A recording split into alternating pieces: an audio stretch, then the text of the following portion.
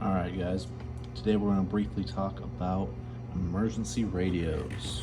So, this guy I got for about 30-40 bucks at Walmart. This is an invaluable tool. Invaluable.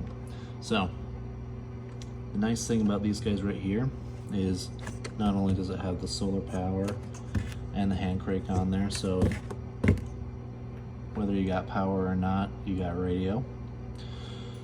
But also, it tunes the weather bands.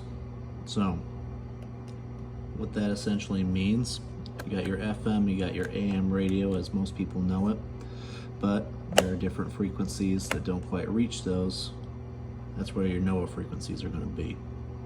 So, how do you get to those emergency frequencies in the event of an emergency? With this radio, it's as simple as just going onto the weather band, turning it on. After midnight, snow accumulation up to 1 inch. Now the nice thing about this guy is no matter where it's tuned at, when it's on that weather band, it'll go straight to Partly it. cloudy. Highs See around that? 40.